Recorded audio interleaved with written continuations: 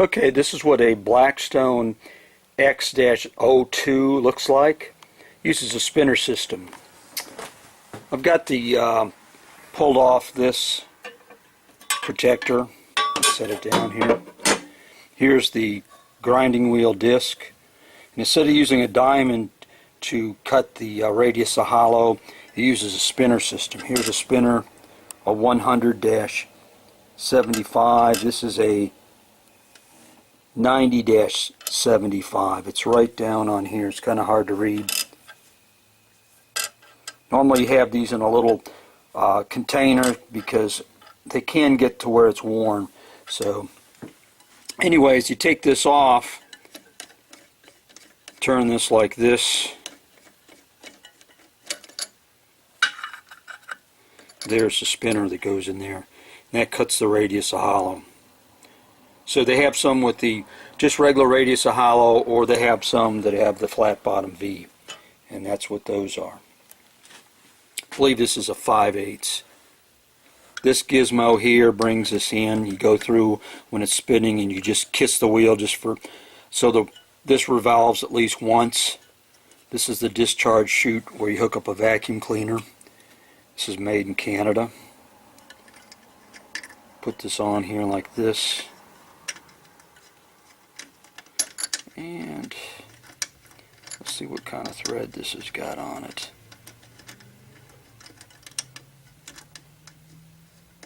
See, I'm tightening that counterclockwise. That's a left-hand thread. I did that with my left hand, so it's a little not totally ambidextrous. Anyways, when this is spinning, you go ahead and just kiss this for a second, back it off. That dresses the wheel. This is a skate holder here.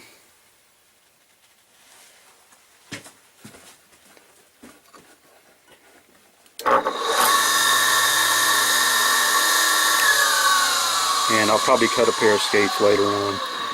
This actually uses a belt. So you have a cog belt that goes underneath here. And the cog belt sort of got one here in a bag, spare. The holder here is like a standard, like a Tri-Light holder for other brands. This has got a really nice beefy piece that holds this on. Here's the skate.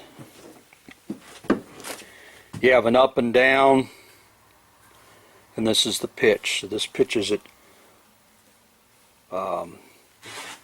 like this, and then you have an up and down. And what you can do is go ahead and just use this to lift this edge up, this lifts this edge up, and this is such that the blade is not pitched up and down this way or this way, so it's neutral.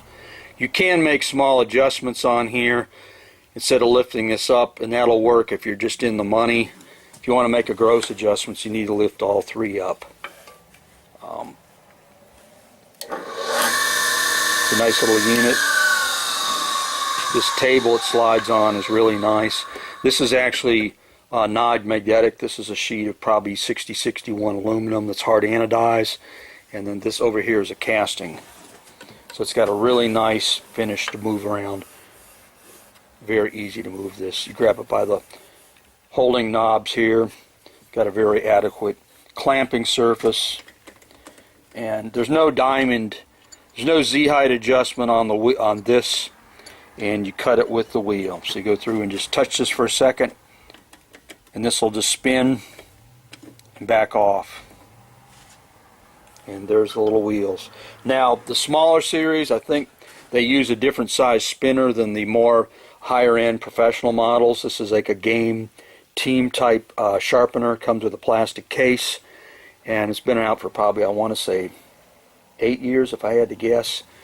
But the spinners are a different size spinner than on the higher end model. When I say higher end, the ones that are the huge big bucks ones that are on a giant stand use a different spinner system. And then the more portable units, there's two models that use smaller spinner system.